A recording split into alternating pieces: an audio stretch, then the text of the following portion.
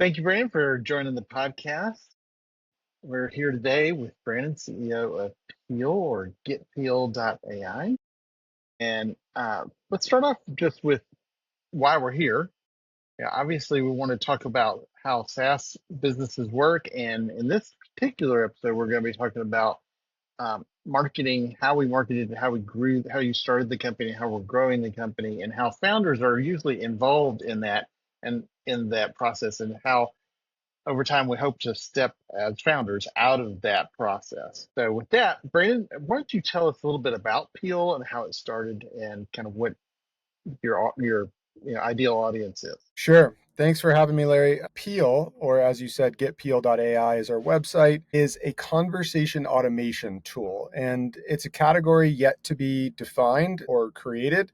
We're creating it right now. And the idea is that for the last 20 years, basically since Zoom, previous to Zoom, GoToMeeting, all these other tools, WebEx, we had these tools to meet with our prospects and our customers. And the tools have changed over time, but our processes really haven't.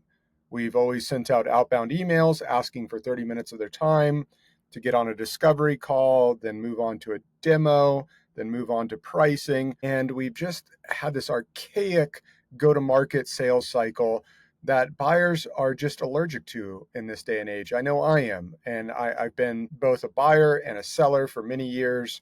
And I felt like we've needed to change for a long time. When Gen AI came out, that was the problem that I wanted to solve, that I saw solvable with this technology. And I imagined getting generative AI to interview our prospects and customers for a bunch of different conversations that happen today in the customer lifecycle.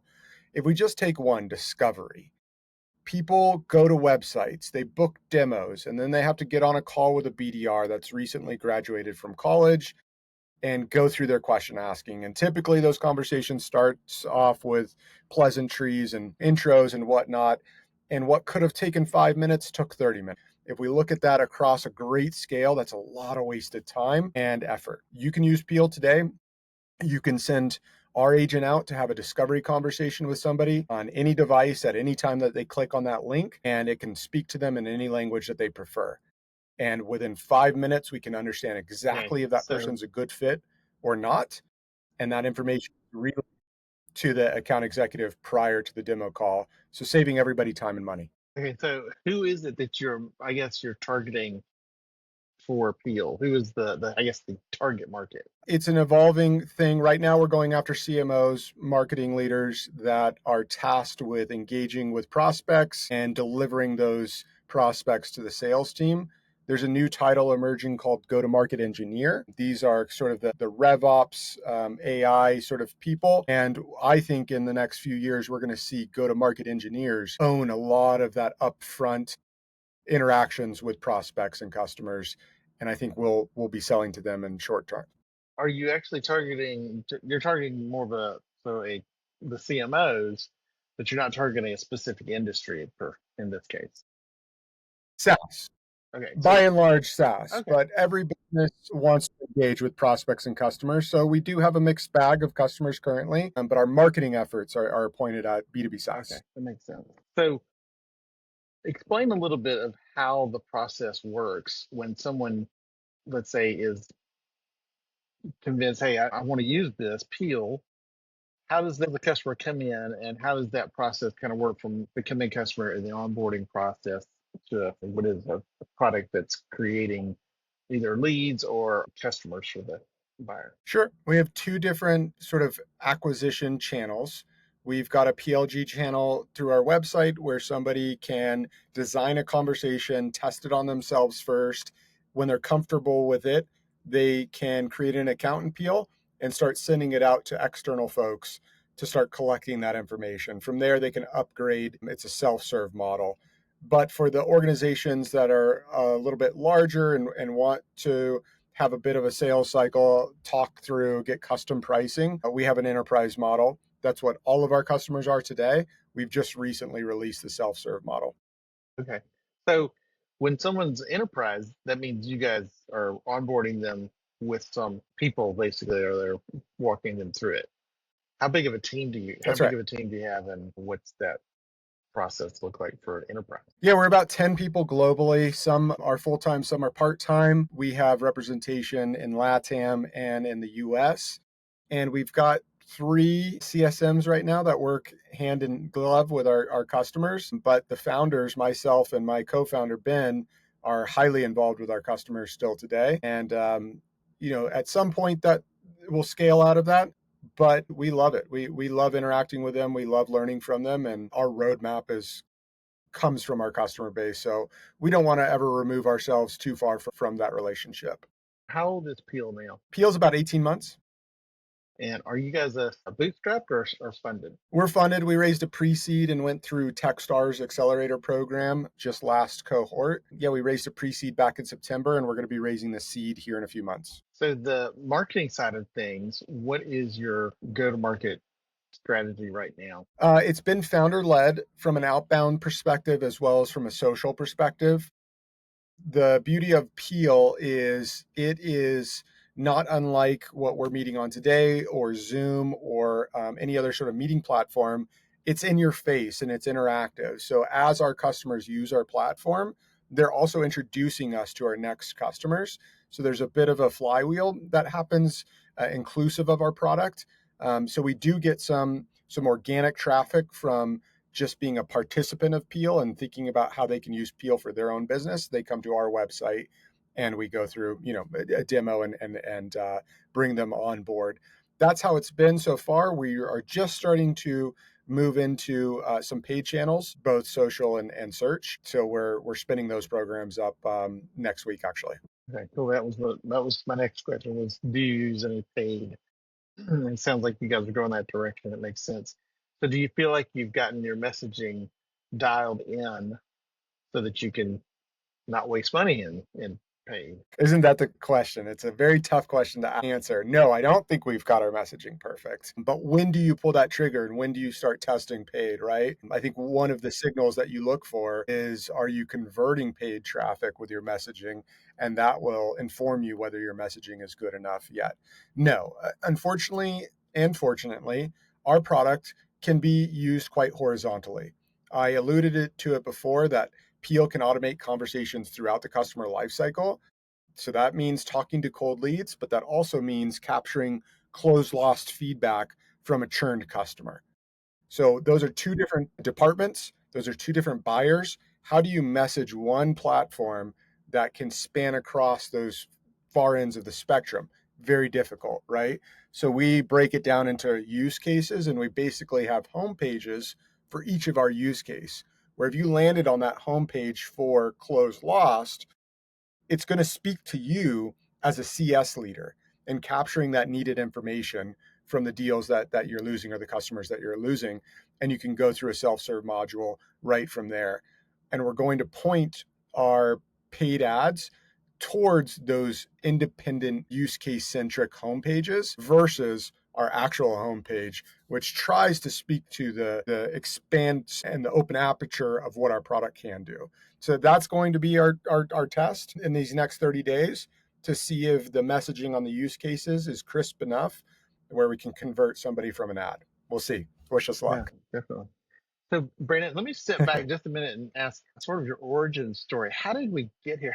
Who came up with this idea, and how did this all start? Yeah, great question. So I come from a background in B2B SaaS. I started as a BDR at a company called Blue Jeans and worked my way up to an enterprise rep across a few different startups. I eventually got to a CRO role where I owned BDRs, sales, account management, support, customer success. I think that's it. So I owned basically our go to market with the exception of marketing.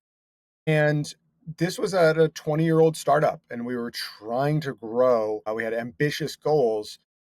I always felt like we weren't talking to enough people to figure out why are we winning and why are we losing. And I had a small team to get them to sort of go have that conversation with customers and prospects about why we're winning and losing versus focusing on their job of outbounding and closing and supporting and renewing was just too much to add to the plate. So I thought about bringing in a third party service to come help us with that information capture, that feedback capture. That was the same time that GPT or Chat GPT sort of came out and became not mainstream. This was for early adopters. I can't remember exactly like the month and year, but it was 24 months ago, something like that. And I started playing with it. I fell in love with it. It was awesome. But I envisioned this world where instead of asking the AI questions, the AI asked me questions.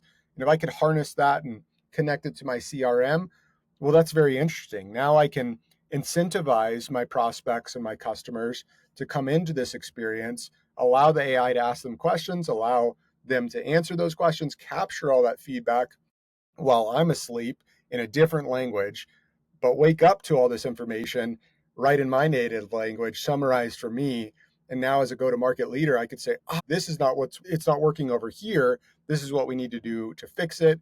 It's this third party data that's trustworthy that I can use in board meetings and executive meetings to improve our conversion rates across the customer lifecycle. So that's a bit of the origin story and the motivation for building this thing. Started off as an MVP, got a design partner. It worked incredibly well, raised some capital, hired some folks, built out the platform that we have today. So let me ask you about something you said there that I'm a little curious about. You said incentivize your customer. What does that mean? Yeah, it's not true in every case, but we recommend it in a lot of cases that you can provide a gift card that the person can take themselves or they can donate it to their favorite donation. So that's the incentive. It's not very different than the emails you receive about participating in a survey. There's a $20 gift card in it for you. The thought process there is, look, you're not having one of your resources on a call. You're not using tools to facilitate that scheduling of that call and getting on that call. So there's cost savings, real cost savings to the business that they can share with that participant to increase the total amount of engagement and thus increase the amount of feedback and engagement that they're getting as a business. Something that we highly recommend. We built it into the system so it's easy to add funds to and auto distribute to the folks that participate. But yeah, it's a way of incentivizing people into a conversation that takes 5 minutes that they normally wouldn't do. Very cool. So let me ask you a little more about the product itself. I understand sort of that it's a this AI conversation. How early does that start? How do you get that person, somebody into that process? If let's say IBM or Coca-Cola, these an enterprise is wanting to utilize it, what's that kind of use case look like? Where does it start in their funnel, if you will? Yeah, let's use, B2B SaaS or as close as we can get to it. IBM's such a big business, so many different verticals. Let's say Gong or Zoom, right? They've got prospects out there. They've got a database full of people that their sales team has unsuccessfully contacted and met with, right? They've sent a ton of cold emails to these people. They've LinkedIn them. They've cold called them. They're unable to engage. Our customers have done in this scenario is sent out an email, said, "Hey, we're doing research with folks like yourselves. You're invited. It's a $20 gift card for about 5 minutes, and it's an AI voice conversation. It's an interview. Click the link below." People jump in. We immediately start to discover them and qualify them. Based off of what we learn in that process, our AI can say, we know a lot about Zoom. This is what the person shared. Is Zoom a good fit? And articulate the reasons why. And if that person finds that compelling, great. Do you want to schedule a demo? Do you want to see a demo right now? Our AI is actually capable of doing light product demos at this point and calendaring and scheduling and bringing it down to a decision point. So research is one way that our customers utilize Peel is to go talk to their target market, collect information and perspectives, and then they'll uh, take that information, aggregate it, and produce a study out of it. And this is another feature of Peel. We create these conversational studies that show the market's representation of their perspectives on a website. And it's living. As another participant participates, that information updates automatically. So they can put this conversational study out there as a lead magnet, as an instrument of showing that they have thought leadership and perspective on this market. And it's just another useful marketing piece of content that actually attracts people into these Peel experiences. So, mouthful there. Let's unpack if you have Yeah, it's questions. very cool. So the first thing that came to mind from somebody who does this for a living, the marketing is what's your conversion rates? And I'm sure it's industry specific to some degree, but do you have some benchmarks where the conversion is concerned? Yeah, we do. It's logical. You would assume these things as well. So we have a customer that is B to SMB. They sell their software to SMB companies, which are ran by 1 to 5 people. There's a lot of those companies, and there's not a lot of bureaucracy in those companies. So you can imagine sending an email to that group converts really well, and we capture information. And because it's a low ACV product, they can close those customers fast. Then we have high end B2B customers as well, low volume, high ACV, high titles, trying to go after chief security officers or CIOs, CMOs as well. You can understand or probably logically assume lower conversion rate, have to increase the amount of gift card you're willing to give those people to have the conversation, which helps increase the conversion rate, but still fairly low. That was actually the impetus for creating these conversational studies, which is, hey, CMO, we've done research with 37 other CMOs, peers of yours. Here's what they had to say about these perspectives. Do you want to check that information out? You do? Great. You have to participate in this conversation. It's only 5 minutes.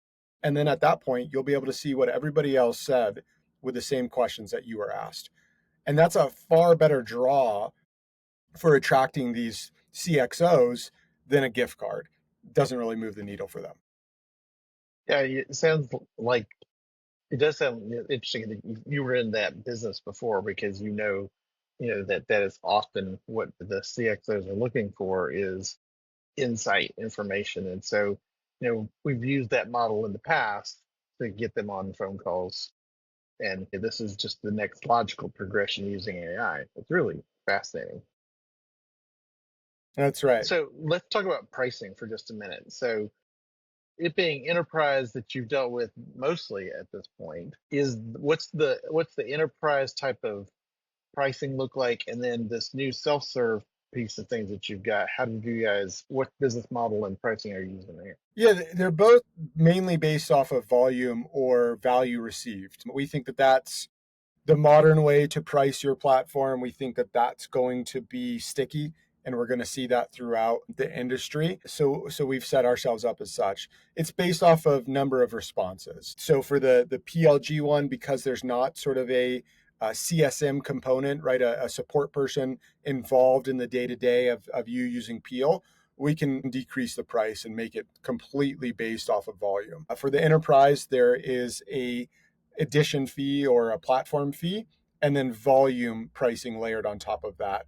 And the more volume that you pre-subscribe to, the greater discount that you get. So that's how it works. On the PLG side, you can sign up for as little as $100. We have a free platform that allows you to get about 10 completed conversations per month. If you need more than that, the first price tier is about $100. For enterprise, it's anywhere from 1,000 to quite a bit more than that on a monthly basis. It's a brilliant idea. I'm gonna definitely be checking it out and seeing what it could do possibly for some of my clients. It's really cool. What's the next biggest challenge you see for like 2025? Is it technological or is it marketing, revenue? What's the next big hurdle? So for us, the biggest challenge that we run into is we've created, obviously there's a little bit of hubris involved in this statement, but we've created a really cool product, a really amazing product, but it is so noisy out there right now. So trying to break through the noise, there's a frenzy. There's actually top-down mandates that you have to go by AI. But where do I search for these tools? I'm using Perplexity and ChatGPT to source these tools, but not every AI founder startup is optimized for that sort of search optimization. So that's the problem is breaking through the noise, trying to get to your ICP, have a compelling message and high conversion. It's the same problem that we've always had, right? But it's X, right? The volume. There's so many players in the space now, and it's kind of a frenzy, and it's hard to get people's attention. That's the problem that we're dealing with as both a startup and it's the problem that we're trying to solve for our customers simultaneously in our own unique way. Like you obviously have your marketing services that help solve these problems. We're trying to provide their audience an easy button to engage. And I think by making it frictionless, there's no scheduling, there's no language barriers, any device, reduction of time. You're talking to an agent, an AI agent, not an actual individual that's going to judge your answers. We're just trying to make it very easy for you to engage with a brand and see if you're a good fit and move on in the sales cycle. So yeah, that's the answer is like we're dealing with the same problem that our customers are dealing with. We're using our technology to try and solve it for them in that aspect. But at the same time, we're trying to break through the noise and say, hey, we exist. Come try us out. See if it works for your business. Right. Yeah, that's definitely the challenge for most startups. So one of the questions that I asked earlier, which I think is going to be the question for most startups, is messaging. It's getting that messaging right is going to be the challenge. I see your product as a just a game changer for people. Now it's just letting people know that it exists, and that's sometimes a big challenge. From the marketing perspective, in 2025, do you think you're going to put your eggs in the content basket, or are you going to put it in the, let's say, cold outreach basket? No, I'm allergic to cold outreach. I didn't like doing it as a seller. I don't like getting it as a buyer. So we're trying every other tactic other than sort of doing the traditional cold outbound strategies. We're tapping into our network. We're using our Rolodex. We're getting intros from intros. That's the way that we've been doing it from a founder-led sales perspective. What we need to do is hit a critical mass of customer base utilizing our platform and strategically trying to get that customer base to sell to go to market folks. If we can get 100 customers that also sell to go to market folks, they use Peel on their ICP, we get free marketing. That's kind of where we're trying to push our chips, is to get to that tipping point to where Peel's actually a flywheel for itself. This may be sort of pie in the sky, sort of aspirational more than tactical, or can we realize that value? I'm not sure yet, but that's the pursuit that we're on, is definitely trying to use our own product to somewhat be viral. Right. That's so.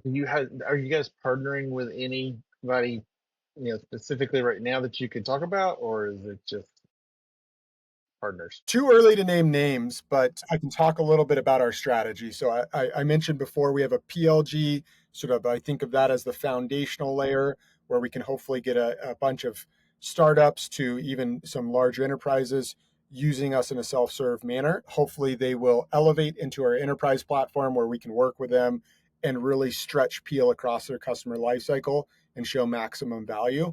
We have a partnership of sort of two different flavors. We work with marketing agencies, so we should definitely talk about that and see how we can be a fit for your customer, essentially giving you a reseller fee, or you can pack services around us, right?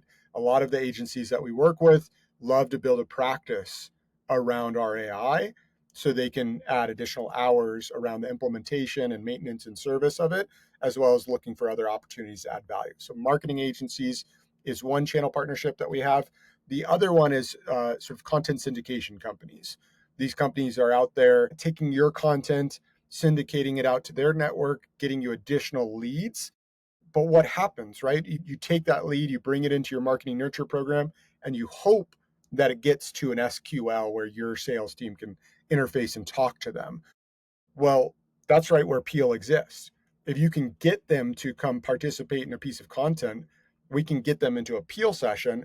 We can discover, qualify them, and ideally just have that demo right then and there and move that to a really hot SQL for the sales team. So that's the other partnership that we're pursuing. We've got some partners there right now that are reselling us and bringing us into their customer engagements. We love that because that gives us immediate scale, but it's early in the process. So not can't name names just yet. Basically, 3 or 4 of the top content syndication companies that you're probably aware of, we're working with them. When you work with marketing agencies and they resell it, are you white labeling it, or are they just you basically moving it to you guys, and you guys are handling it, and they get a resale commission or something like that. Is that basically the way it is, or what's the process there? The majority of it is sort of introducing us, and we'll come in and we'll tell you and show you the software, and we'll get you comfortable with it, and then we will help service you after the fact. There are some partners that we have in the LATAM that are sort of full service.